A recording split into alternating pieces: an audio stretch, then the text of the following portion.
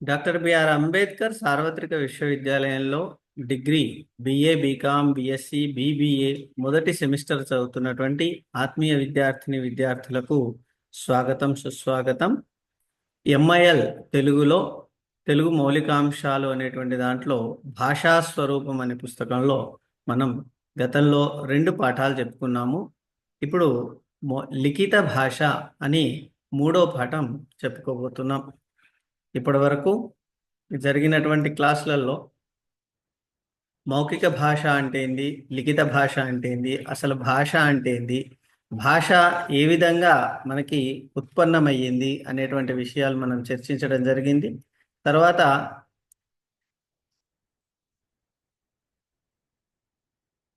తర్వాత మౌఖిక భాష లిఖిత భాష అని భాష 2 రకాలుగా ఉంటుంది అని చెప్పేసి మనం అనుకున్నాం. దాంట్లో మౌఖిక భాష అంటే ఏమిటి, లిఖిత భాష అంటే ఏంది తెలుసుకొని మౌఖిక భాష గురించి 2వ పాఠంలో నేర్చుకున్నాం. మౌఖిక భాషకి కొన్ని పరిమితులు ఉన్నాయి, లిఖిత భాషకు కూడా కొన్ని పరిమితులు ఉన్నాయి. అయితే మౌఖిక భాష యొక్క పరిమితులను అధిగమించడం కోసం లిఖిత భాష ఏర్పడింది.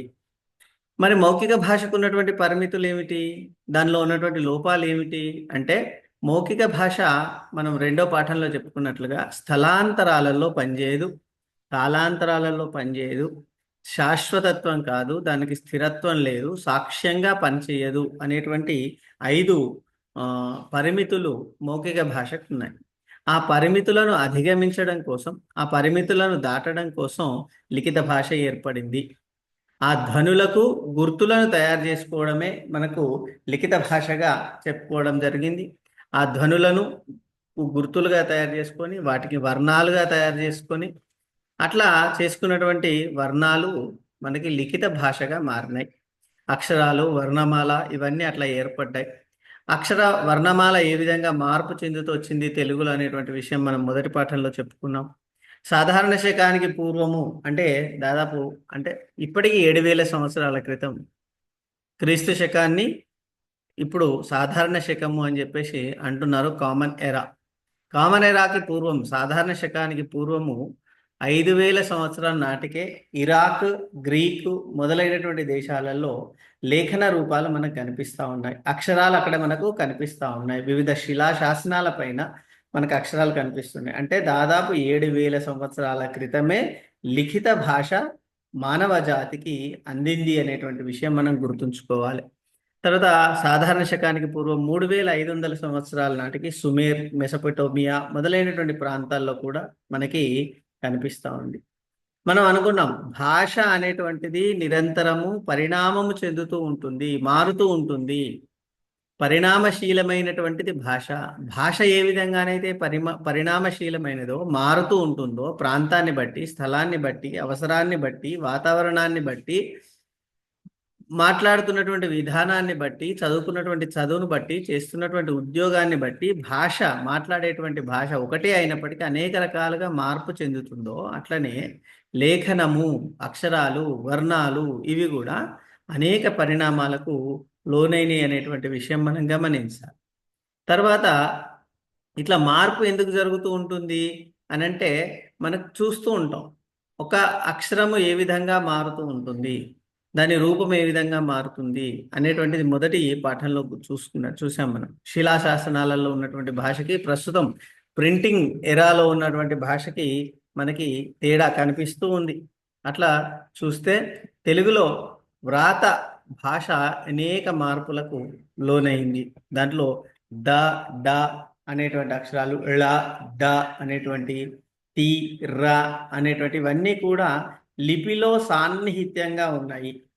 అంటే ఒకే రకంగా త, ద, థ, ద, డ, డ, ఉ ఇట్లాంటి రూపం ఒకే రకంగా ఉన్నాయి. కాబట్టి వీటిని లిపిలో సాన్నిహితం అని చెప్పేసి అంటారు. సాధారణ శకానికి పూర్వమే 200 సంవత్సరాల నాటికి ఇది ఉంది. తర్వాత వీటిల్లో మార్పు అనేటువంటిది కనిపిస్తుంది. తర్వాత ఈ ఊలలో తప్ప ఇతర అచ్చుల్లో అప్పటికి దీర్ఘత కనిపించదు. కానీ ఇప్పుడు అన్ని అచ్చుల్లో దీర్ఘాక్షరాలు, హ్రస్వాక్షరాలు మనకు కనిపిస్తూ ఉన్నాయి. ఆ ఈ ఈ ఉ అనేటువంటి, ప్రాచీన కాలంలో కేవలం ఈ ఉ అనేటువంటి దానికే దీర్ఘత ఉండేటువంటిది, మిగతా అవి కేవలం హ్రస్వమైన అచ్చులుగా కనిపించేటువంటి. తర్వాత శకట రేపము, బిందువు, తర్వాత వచ్చేటువంటి రా, బండి రా, ఇట్లాంటి రేపము, సాధు రేపము, శకట రేపము రెండు కూడా మనకు చూస్తూ ఉన్నాం. తర్వాత రేపం తర్వాత బిందువు తర్వాత ద్విరుక్త హల్లు వచ్చేటువంటి పద్ధతి మనకి 11వ శతాబ్దం నాటికి క్రమంగా తగ్గిపోయినట్లుగా మనకు కనిపిస్తూ ఉంటుంది. తర్వాత అనుస్వారం మీద పరుషాలు వస్తే వాటికి ద్విత్వం అనేటువంటిది వస్తుంది. అంటే రాత పద్ధతిలో అంక అని చెప్పేసి రాయరు, అక్క, గుంట అని చెప్పేసి రాయరు. అంటే సున్నా వస్తే తర్వాత ద్విత్వం ఉండదు, ద్విత్వం కంటే ముందు సున్నా ఉండదు. ఇట్లాంటి పద్ధతిని మనం చూస్తున్నాం. ఇది రాతలో వచ్చినటువంటి మార్పుగా మనము గమనించవచ్చు. తర్వాత ఈ లిఖిత భాషకు ఉన్నటువంటి లక్షణాలు ఏమిటి అనేటువంటి విషయాలు మనం చూస్తే, లిఖిత భాషలో ఏమున్నాయి? మనం ఇందాక అనుకున్నాం ఏమి, మౌఖిక భాషకు సంబంధించి మనకి కొన్ని లోపాలు ఉన్నాయి, కొన్ని దాని పరిమితులు ఉన్నాయి అని చెప్పేసి అనుకున్నాం. దాంట్లో ఏంటి, ఒకటి స్థిరత్వం మౌఖిక భాషకు లేదు. స్థిరత్వం అంటే ఏంది, ఇది అట్లా ఆగిపోతుంది అనేటువంటిది లేదు. ఇది లిఖిత భాష అయితే మనకి స్థిరంగా ఉంటుంది. రాతి మీద చెక్కినా, ప్రింట్ చేసినా, శిలాల మీద చెక్కినా, రాగి రేకుల మీద చెక్కినా, ఆ తాటి ఆకుల మీద రాసినా అది స్థిరంగా ఉంటుంది, శాశ్వతంగా ఉంటుంది. ఎప్పుడో 1000 సంవత్సరాల క్రితం రాసినటువంటి నన్నయ్య రాసినటువంటి మహాభారతాన్ని మనం ఇప్పటికీ చదువుకుంటున్నాము అని అంటే దాన్ని ఏమనుకోవచ్చు, శాశ్వతంగా మనకు ఉంటుంది అనేటువంటి విషయం గమనించాలి. స్థిరత్వమైనటువంటిది, ఎన్ని సంవత్సరాలు రాతి మీద చెక్కినటువంటిది ఎన్ని సంవత్సరాలైనా ఉంటుంది. మళ్ళీ మళ్ళీ నన్నయ్య రాసినటువంటిది ఎప్పటికీ శాశ్వతంగా ఉంటుంది, కాబట్టి అట్లా చెప్పొచ్చు. తర్వాత వాగ్రూప భాష అనేటువంటిది, మౌఖిక భాష అనేటువంటిది నిత్య వ్యవహారానికి సంబంధించింది. నిత్య వ్యవహారం అంటే ఏమిటి, మనకు రోజువారీ పనులు గడవడం కోసం ఉండేటువంటిది అవి.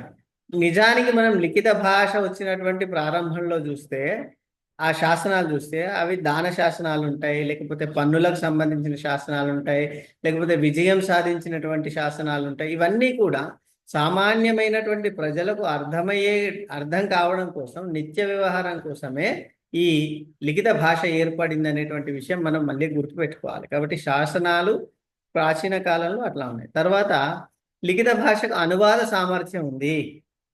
ఇప్పుడు దాదాపు నన్నే నుంచి మొదలు పెడితే 17వ శతాబ్దం వరకు, ప్రబంధ యుగం వరకు ఉన్నదంతా కూడా ఏం సాహిత్యము, అనువాద సాహిత్యం. అటు సంస్కృతంలో ఉన్నటువంటి సాహిత్యాన్ని తెలుగులోకి అనువాదం చేసిన కారణంగానే అదంతా కూడా అనువాద యుగము అని చెప్పేసి అయింది. కాబట్టి ప్రబంధ యుగం వచ్చిన తర్వాత స్వతంత్ర కావ్యాలు ఎక్కువగా వచ్చినాయి, కానీ అనువాదము రావడానికి కారణము లిఖిత రూపమే. లిఖిత రూపంలో వేరే భాష వాళ్ళు లిఖించి పెట్టిన దాన్ని మళ్ళీ వేరే భాషలోకి అనువాదం చేసుకునే అవకాశం ఉంటుంది. కాబట్టి మౌఖిక భాషకు అనువాదం చేసేటువంటి అవకాశం లేదు. అది కూడా శాశ్వతం కాదు, అప్పటికప్పుడే అనువాదం చేసేటువంటి అవకాశం ఉంటుంది. కాబట్టి ఇది అనువాద సామర్థ్యము లిఖిత భాషకు ఉంటుంది అనేటువంటి విషయం గమనించాలి. తర్వాత సామాజిక వినిమయము. మౌఖిక భాష సామాజిక వినిమయం తన దగ్గరలో ఉన్నటువంటి వాళ్ళకి పరిమితం అయితే, లిఖిత భాష యొక్క సామాజిక వినిమయము మొత్తం అది చదివినటువంటి వాళ్ళందరికీ కూడా అర్థమవుతుంది. కాబట్టి తర్వాత లిఖిత భాష చరిత్ర సంస్కృతులకు వారధిగా ఉంటుంది. ప్రాచీన కాలంలో ఏం జరిగింది అనేటువంటిది మనం శిలాశాసనాల ద్వారా తెలుసుకోవచ్చు, అప్పుడున్నటువంటి గ్రంథాల ద్వారా తెలుసుకోవచ్చు, లేకపోతే అప్పుడున్నటువంటి జీవిత చరిత్రల ద్వారా తెలుసుకోవచ్చు, పండగలు పబ్బాల ద్వారా తెలుసుకోవచ్చు. అక్కడ జరిగినటువంటి ఎటువంటి సంస్కృతి అప్పుడు ఉండేది, ఎట్లా పెళ్లిళ్ళు చేశారు, ఎట్లా పేరంటాలు చేశారు, ఎట్లా పండగలు చేశారు, ఏమేం పండగలు చేశారు, ఏ పండగలో ఏమేమి వాళ్ళు ఆచారాలు సంప్రదాయాలు పాటించారు అనేటువంటి విషయాన్ని మనం తెలుసుకోవాలి అని అంటే లిఖిత భాష కావాలి. లిఖిత భాష లేకుండా చరిత్ర సంస్కృతి విజ్ఞానము వాళ్ళ యొక్క అనుభవాలు అనుభూతి తర్వాతి తరాలకు వచ్చేటువంటి అవకాశం లేదు. కాబట్టి ఈ విషయం మనం గుర్తుంచుకోవాలి. తర్వాత సమకాలీన పరిస్థితులకు సాక్ష్యంగా ఉంటుంది ఈ లిఖిత భాష. ఏ టైంలో అయితే అది రాసిందో ఆ టైంలో అప్పుడున్నటువంటి పరిస్థితులు ఏ విధంగా ఉండే, పన్నుల విధానం ఏ విధంగా ఉండే, రాజుల యొక్క వ్యవహార శైలి ఏ విధంగా ఉండే, ప్రజల యొక్క నిజాయితీ ఏ విధంగా ఉండే, యుద్ధాలు ఏ విధంగా జరిగేవి, పండగలు సమాజము ఏ విధంగా జరుపుకునేటువంటిది, ఆచారాలు, వ్యవహారాలు, కట్టుబాట్లు ఎట్లా ఉండేటివి, ఇవన్నీ కూడా మనకి అప్పుడు రాసినటువంటి లిఖిత రూపంలో ఉన్నటువంటి గ్రంథాల ద్వారా, పుస్తకాల ద్వారా, శాసనాల ద్వారా మనకు తెలుస్తాయి. కాబట్టి అప్పుడు ఉన్నటువంటి సామాజిక పరిస్థితులకి, తర్వాత చరిత్రకి, సంస్కృతికి ఇవి తెలుస్తాయి. తర్వాత లిఖిత భాష ద్వారా మనకి ఏమర్థం అవుతుంది ఇంకొకటి అంటే సమాజ జీవన పరిణామము. సమాజంలో ఎట్లాంటి పరిణామం జరిగింది, వాళ్ళు ఎటువంటి భోజనం చేశారు, ఎటువంటి విలాసాలను అనుభవించారు, వాళ్ళ యొక్క గృహాలు కట్టడానికి బట్టలు ఏ విధంగా ఉన్నాయి, ఇల్లు ఏ విధంగా నిర్మించుకున్నారు, ఇంట్లో ఎటువంటి వసతులు ఉన్నాయి అనేటువంటి విషయాల్ని మనకు ఇక్కడ తెలుస్తా ఉంది. కాబట్టి సమాజం యొక్క పరిణామశీలతకు లిఖిత రూపాలు మనకి ఒక నిదర్శనంగా, ప్రాతిపదికగా తెలుస్తాయి. అంటే సమాజం యొక్క చరిత్రను అధ్యయనం చేయడం కోసం ఇవి మనకు ఉపయోగపడతాయి అనేటువంటి విషయము గమనించాలి. తర్వాత ఇవి అంటే ఏంటి, స్థిరంగా ఉండడము, శాశ్వతంగా ఉండడము, నిత్య వ్యవహారానికి కూడా ఉపయోగపడము, అనువాదానికి సామర్థ్యం కలిగి ఉండడము, సామాజిక వినిమయానికి లిఖిత రూపం ఉపయోగపడము, చరిత్ర, సంస్కృతి, సంప్రదాయాలు, సమకాలీన పరిస్థితులు, సమాజంలో వచ్చినటువంటి మార్పులు, వీటన్నింటికి సాక్ష్యంగా మనకి లిఖిత రూప భాష ఉంటుంది అనేటువంటి విషయం మనం గమనించాలి. కాబట్టి ఇది చూస్తే లిఖిత భాషలో ఉన్నటువంటి ప్రధాన అంశాలు ఏమున్నాయి, లిఖిత భాష అంటే మనకి ఏమనుకుంటున్నాము అనేటువంటి విషయాన్ని గమనిస్తే మనందరికీ తెలుసు, భాష అంటేనే ధ్వని. ధ్వన్యాత్మకమైనటువంటి భాషకు గుర్తులను కేటాయించుకుంటే అది లేఖన రూపం అయ్యింది అనేటువంటి విషయం మనకు తెలుస్తుంది. కాబట్టి భాషకు మూలము ధ్వని, ఆ ధ్వనికి ఒక రూపాన్ని కలిగిస్తే అది వర్ణం అవుతుంది. కాబట్టి ఈ మనకు వర్ణాలు అంటే ఏంటి, వర్ణాలు ఎన్ని ఉన్నాయి, ఎట్లా మారినాయి, సంస్కృతం నుంచి ఎన్ని వచ్చినాయి, ఇవన్నీ కూడా మొదటి పాఠంలో చెప్పుకున్నాం. కాబట్టి భాషకు ఒరిజినల్ రూపము, మూలమైనటువంటి రూపము ధ్వని అయితే ఆ ధ్వనికి సింబాలిక్ గుర్తు, ధ్వనికి రూపము వర్ణము అని చెప్పేసి అని అనుకున్నాం. ఆ వర్ణాలు ఏ విధంగా ఉన్నాయి, తెలుగులో వర్ణమాల ఏ విధంగా పరిణామం చెందింది, 56, 36, 34 అనేటువంటి విషయాల మీద మనం చర్చిస్తే వర్ణమాల ఈ భాషని ఉత్పత్తి చేయడం కోసం మనకి ఉపయోగపడుతుంది అనేటువంటి విషయం తెలవాలి. కాబట్టి ఈ వర్ణమాల మారుతూ వచ్చింది. కొన్ని అక్షరాలు ఒకప్పుడు ఉండే, ఒక తర్వాత కొన్ని అక్షరాలు వచ్చినాయి, తర్వాత లిఖిత రూపము ఇవన్నీ ఏర్పడ్డాయి. వర్ణమాలలో మార్పులు వచ్చినాయి. కొంతమంది కొన్ని రకాలుగా మాట్లాడారు, కొంతమంది ఈ వర్ణం ఉండాలి అన్నారు, ఈ వర్ణం ఉండకూడదు అని అన్నారు. కొంతమంది ఇవి బరువైతున్నాయి, కొత్త వాళ్ళకి నేర్పడం కష్టం, ఏదో 1-2 పదాల కోసం ఇన్ని అక్షరాలు నేర్పడం అవసరమా అని చెప్పేసి కొంతమంది అని అన్నారు. కాబట్టి ఇట్లా వర్ణమాలను పరిణామం చెందేటువంటి విషయం కూడా లిఖిత భాషకు సంబంధించింది. తర్వాత ఏంటి, మనం ఇందాక అనుకున్నాం, స్థిరత్వం కలిగినటువంటిది లిఖిత భాష.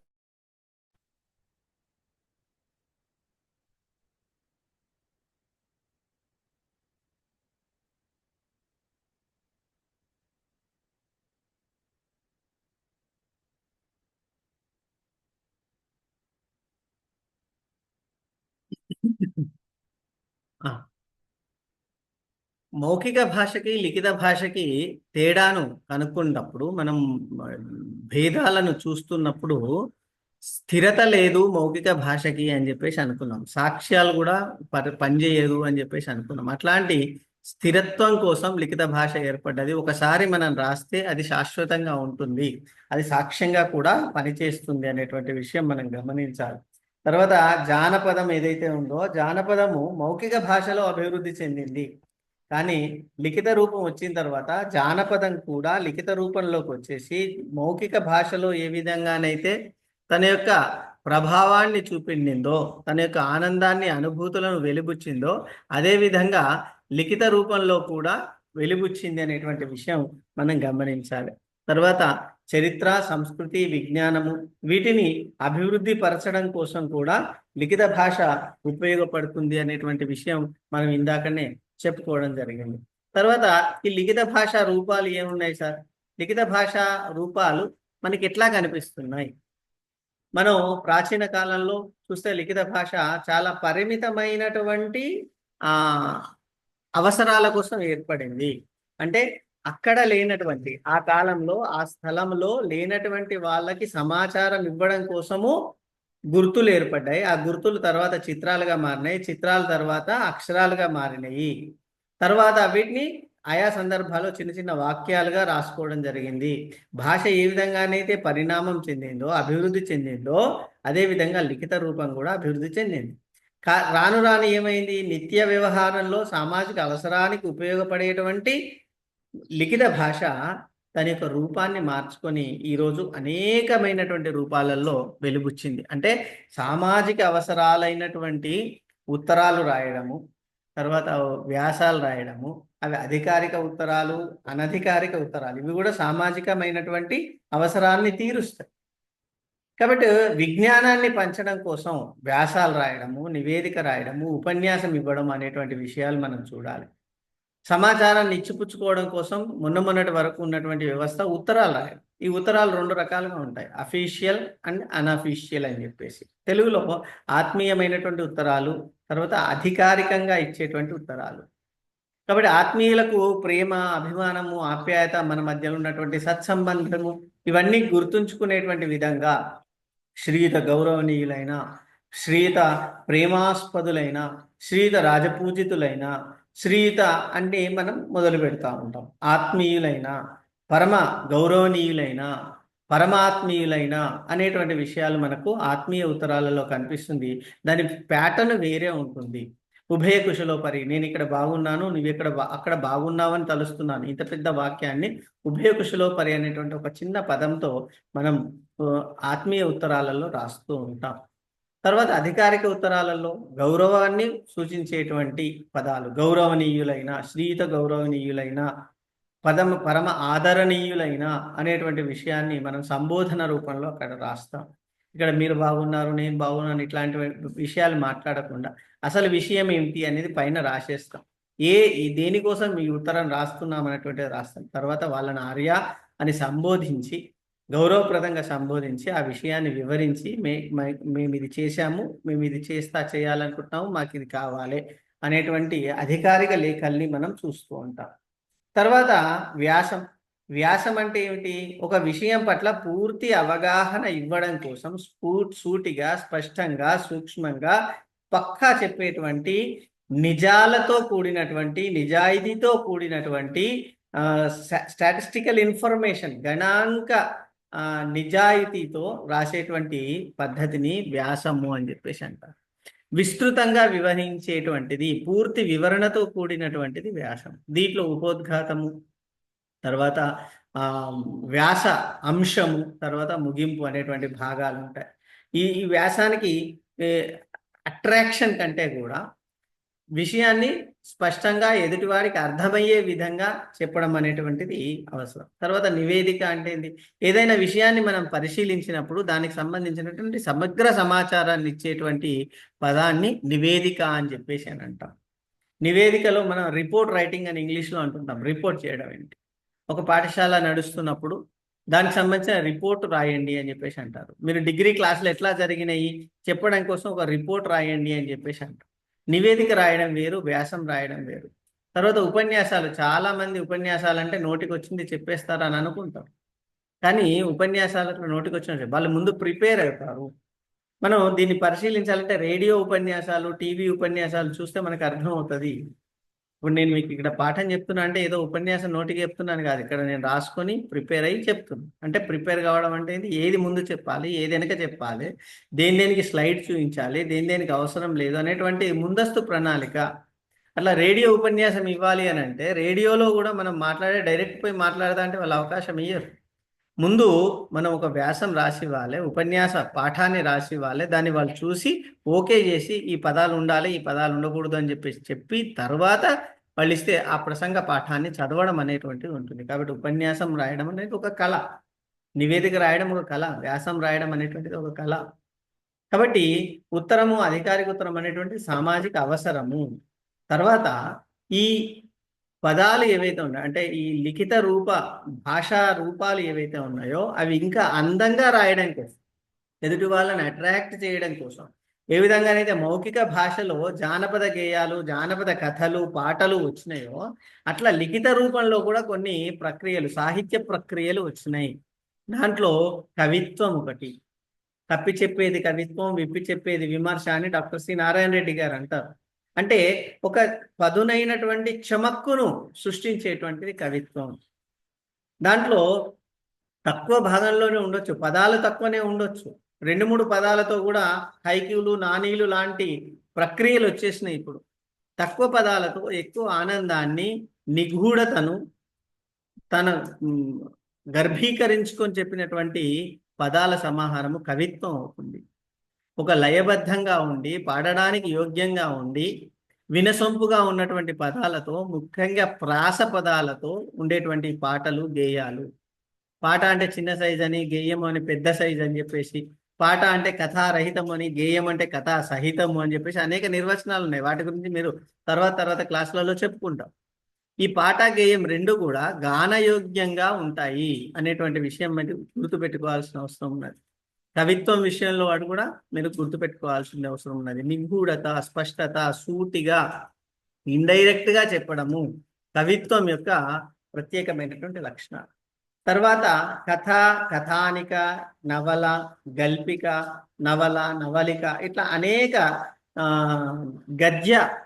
గద్యానికి సంబంధించినటువంటి విషయాలు ఉన్నాయి. ఇక్కడ కవిత్వంలో పద్య కవిత్వము, వచన కవిత్వము అని చెప్పేసి 2 రకాలు ఉంటాయి. ప్రాచీనమైనటువంటిది పద్య కవిత్వము, అంటే గణాలు, ఛందస్సు, పద్యాలు, వృత్తాలు వీటన్నింటినీ కూడా కూడుకున్నటువంటిది పద్య కవిత్వం. అయితే ప్రియవర్స్, ఎటువంటి ఛందస్సు లేకుండా తమ యొక్క భావాలని స్పష్టంగా, సూటిగా, అట్రాక్టివ్గా చెప్పడం కోసం కొన్ని పదాలను వాడితే ఆధునిక కవిత్వం అని చెప్పేసి అంటారు. పెద్ద పెద్ద గ్రంథాల నుంచి ఇప్పుడు 2-3 పదాలకే పడిపోయినటువంటివి స్థితి మనం చూస్తున్నాం.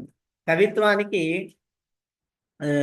పరిమాణంతో సంబంధం లేదు, దాని యొక్క క్వాలిటీ ముఖ్యం. క్వాంటిటీతో సంబంధం లేదు, క్వాలిటీ ముఖ్యం. కాబట్టి పద్య సాహిత్యము, గద్య సాహిత్యము లేదా వచన సాహిత్యము, వచన కవిత్వము అని చెప్పేసి మనం అనుకుంటాం. కాబట్టి గద్యంలో ఉండేటువంటిది మళ్ళీ కథలు, కథానికలు, గల్పికలు, నవల, నవలిక, నాటకము ఇవన్నీ కూడా గద్య రూపంలో ఉండేటువంటి అవకాశం ఉంది.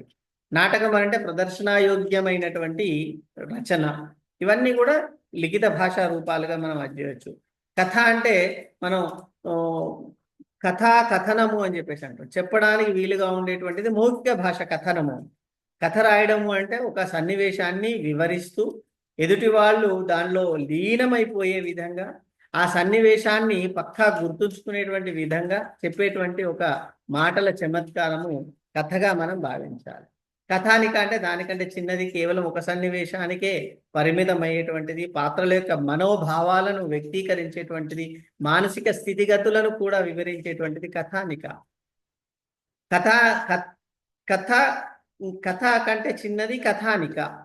ఓకేనా? కథ కంటే కొంచెం పెద్దది నవలిక. చిన్న నవలను మనం నవలిక అని చెప్పేసి అంటాం. నవల అంటే పెద్దది, సైజులో పెద్దది, అనేకమైన పాత్రలు వస్తాయి, అనేకమైనటువంటి సన్నివేశాలు వస్తాయి. దాంట్లో పాత్రల యొక్క మానసిక స్థితి తెలుస్తుంది. నవల ద్వారా ఆ రోజు ఉన్నటువంటి సామాజిక స్థితిగతులు తెలుస్తాయి, సంస్కృతి సంప్రదాయాలు తెలుస్తాయి, ఆచారాలు, కట్టుబాట్లు తెలుస్తాయి. కాబట్టి నవలలు మళ్ళీ చారిత్రక నవలలు అని చెప్పేసి, డిటెక్టివ్ నవలలు అని చెప్పేసి, సామాజిక నవలలు అని చెప్పేసి ఇట్లా అనేక రకాల నవలలు ఉంటాయి. నవలలు దేనికది కవిత్వంలో అనేక భాగాలు ఉంటాయి, గేయ సాహిత్యంలో అనేక భాగాలు ఉంటాయి, కథా సాహిత్యంలో అనేక భాగాలు, నవలలో అనేక భాగాలు అనేటువంటివి ఉంటాయి. వాటి గురించి మీకు తర్వాత తెలుగు లిటరేచర్ క్లాసుల్లో వాటి గురించి తెలుసుకుంటాం. ఈ మౌలిక అంశాలలో కూడా కొంచెం మీకు పరిచయం అవుతుంది 6వ సెమిస్టర్ వరకు వెళ్ళేసరికి. కాబట్టి లిఖిత భాషా రూపాలుగా ఉన్నటువంటి అదే అంటే సామాజిక అవసరం కోసం తయారైనటువంటి లిఖిత భాష విస్తృతంగా ఉండి సృజనాత్మక అవసరాలను కూడా తీర్చింది. అట్లా సృజనాత్మక అవసరాలు తీర్చడం కోసం వచ్చినటువంటిదే ఈ ప్రక్రియలు అని చెప్పేసి అంటారు. భాషా రూపాలను సాహితీ ప్రక్రియలు అంటారు. అనేక రకాలైనటువంటి ప్రక్రియలు ఈరోజు లిఖిత భాషా రూపంలో ఉన్నాయి. అవన్నింటికీ కారణము భాష లిఖిత రూపం కావడమే. లిఖిత రూపం లేకపోతే వాళ్ళు వేరే భాష లిపిలో రాసుకోవాల్సి వస్తుంది కాబట్టి అనేటువంటి విషయాన్ని గుర్తుపెట్టుకోవాలి. కాబట్టి మనకి లిఖిత భాషా రూపాలుగా ఉన్నటువంటి దాంట్లో ఈ సాహిత్య సృజనాత్మక సాహిత్యంలో మనం కొన్ని విషయాలు గుర్తుపెట్టుకోవాల్సిన అవసరం ఉన్నది. ఏంటి సార్ అవి అని అంటే, లిఖిత భాషలో నైపుణ్యం రావడానికి చక్కగా విని చదివి అభ్యాసం దోహదం చేస్తుంది. పదంలో దాని స్వరూపం బాగా పరిశీలిస్తూ చదివినప్పుడు లిఖిత రూపం ఇవ్వటం సులభం అవుతుంది అని చెప్పేసి అన్నారు. ఇక్కడ మనం లిఖిత సాహిత్యానికి సంబంధించి గుర్తుపెట్టుకోవాలి అని అంటే, లిఖిత భాష శాశ్వత ప్రాతిపదికగా ఉన్నది అని చెప్పేసి, ప్రత్యక్షంగా శ్రోతతో అనుసంధానం ఉండదు. మౌఖిక భాషలో శ్రోతతో అనుసంధానం ఉంటుంది. లిఖిత భాషా రూపాన్ని జాగ్రత్తగా రూపొందించుకోవాలి. ఎవరి కోసం రాస్తున్నాం అనేటువంటిది ప్రధానం. మనం గత క్లాస్లో చెప్తున్నాం, మౌఖిక భాషలో ఎవరితో మాట్లాడుతున్నామో అప్పటికప్పుడు మనం భాషను మార్చుకొని మాట్లాడవచ్చు. కానీ ఒకసారి రాసింది దాన్ని స్థిరత్వం పొందుతుంది కాబట్టి మళ్ళీ మార్చుకునేటువంటి అవకాశం లేదు. కాబట్టి ఎవరి కోసం రాస్తున్నాం అనేటువంటి విషయం గుర్తుపెట్టుకొని వాళ్ళ స్థాయికి తగ్గట్టు పదాలను, వాక్యాలను, అంశాలను ఎన్నిక చేసుకొని రావాల్సి వస్తుంది. కాబట్టి ఎవరి కొరకు రాస్తున్నాం అనేది ప్రధానంగా దీంట్లో తీసుకోవాలి. తర్వాత లిఖిత భాషా రూపాలు అన్ని స్థాయిల పాఠకులకు ఉద్దేశించినవి ఉండవు. పద్య సాహిత్యం ఉంది, ప్రాచీన సాహిత్యం, ప్రబంధ సాహిత్యం తీసుకొచ్చేసి 6వ తరగతి పిల్లలకి, 4వ తరగతి పిల్లలకి చెప్తే వాళ్ళకి ఏమర్థం అవుతుంది?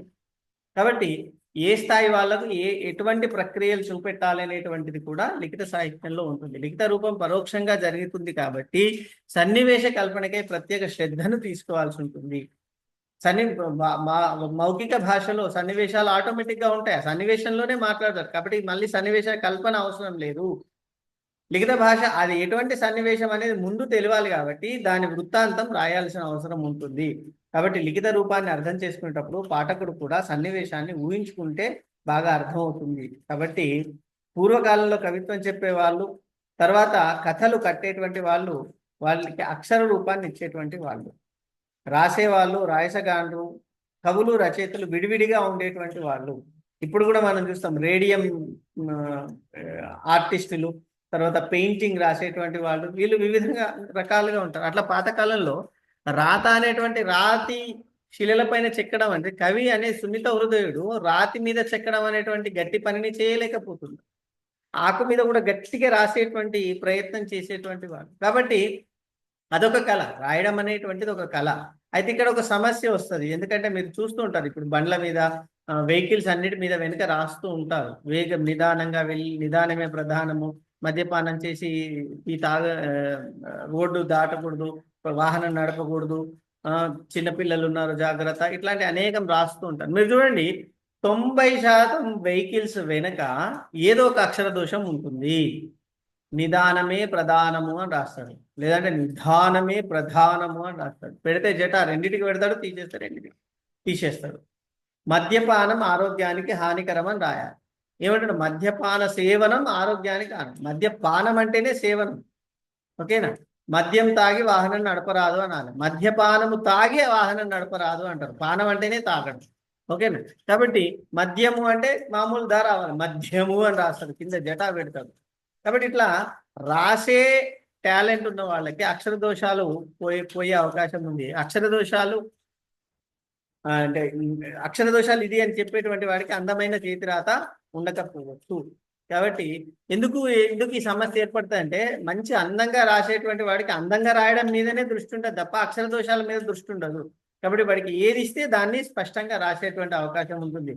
కాబట్టి ఈ రోజు కానీ పాతకాలంలో కానీ లేఖనం అనేటువంటిది ఒక కళగా మనకి ఆవిర్భవించింది అని చెప్పేసి చెప్పవచ్చు. ఇప్పటికి కూడా పిహెచ్డి చేసేటువంటి వాళ్ళు, పుస్తకాలు రాసేటువంటి వాళ్ళు చేతిరాతతో రాసేస్తే టైపింగ్ చేసేసి దాన్ని డిటిపి తీసి పీడిఎఫ్ చేసి ఇంకేదో పుస్తకం రూపంలో మార్చేటువంటి కళాకారులు వేరే ఉంటారు. అంటే నిజంగా కవులు చేసింది అదేనా? కాదు. కవులు కేవలం చేతితో రాస్తారు, మళ్ళీ తర్వాత పీపీటీ చేయడం, తర్వాత ఇంకోటి చేయడం అనేటువంటి సాంకేతిక టెక్నాలజీని ఉపయోగించుకొని దాన్ని, అంటే టెక్నాలజీ పరంగా రాసేటువంటి వాళ్ళు వేరే ఉంటారు. కాబట్టి అట్లా వాళ్ళకు వీళ్ళకి మధ్య అనుసంధానంలో స్పెల్లింగ్ మిస్టేక్స్ కానీ ఇట్లాంటివి జరుగుతూ ఉండొచ్చు. కాబట్టి ఎవరైతే రాసిందో వాళ్ళు ప్రూఫ్ రీడింగ్ సరిగా చేయాల్సిన అవసరం ఉన్నది. కాబట్టి మౌఖిక భాషలో మనం ఏమనుకుంటున్నాం, ఆంగిక చలనాలు, కంఠభేదాలు ఇవన్నీ ఉంటాయి కదా. లేఖన రూపంలో అవి ఉండవు. కాబట్టి ఏం చేయాలి, వాటికి సంబంధించిన గుర్తు పెడతారు. ఆశ్చర్యార్థకం ఇది అని చెప్పడానికి కోసం ఒక ఆశ్చర్యం, ఇక్కడ ఆగాలి అని చెప్పడానికి కోసం ఒక కామ, ఇది ప్రత్యక్షంగా మాట్లాడుతున్నారని చెప్పేసి ఇన్వర్టెడ్ కామాసు, తర్వాత గ్యాప్ ఇచ్చిండని చెప్పడానికి 3 చుక్కలు, తర్వాత ఇంకా ఉంది అని చెప్పడానికి 3 చుక్కలు, ఇట్లా విరామ చిహ్నాలని మనము లేఖన చిహ్నాలని ప్రకటించడం ద్వారా భాష లిఖిత రూపం పొందుతుంది అనేటువంటి విషయాన్ని మనం గమనించాలి. కాబట్టి లిఖిత రూపంలో ఉన్నటువంటి విషయాన్ని, మౌఖిక భాషకు లిఖిత భాషకు ఉన్నటువంటి తేడాల్ని చదువుకున్నట్లయితే మనకి భాష యొక్క రూపం తెలుస్తుంది. భాష ప్రధానంగా లిఖిత రూపము, మౌఖిక రూపం అని 2 రకాలుగా ఉంటుంది. మౌఖిక రూపం అనేటువంటి ప్రాథమికమైనటువంటిది, లిఖిత రూపం అయినటువంటి దాని పరిణామశీలత అనేటువంటి విషయం తెలుసుకొని చదివితే మనం నిత్య జీవితంలో ఎక్కడ చదువుతున్నాము, ఏ భాష మనకు ఉపయోగపడుతుంది అనేటువంటి విషయము గుర్తెరిగి చదివితే మనకు మంచి మార్కులు వచ్చేటువంటి అవకాశం ఉంటుంది. కాబట్టి చక్కగా చదివి మళ్ళొకసారి ఈ వీడియో విని మీకు ఏమైనా డౌట్స్ ఉంటే వీడియో కింద కామెంట్స్ చేసినట్లయితే యూనివర్సిటీ నుంచి మీకు సమాధానం వచ్చేటువంటి అవకాశం ఉంది. కాబట్టి మంచిగా చదివి ఉన్నతమైనటువంటి భవిష్యత్తు పొందాలని ఆకాంక్షిస్తూ వస్తుంది.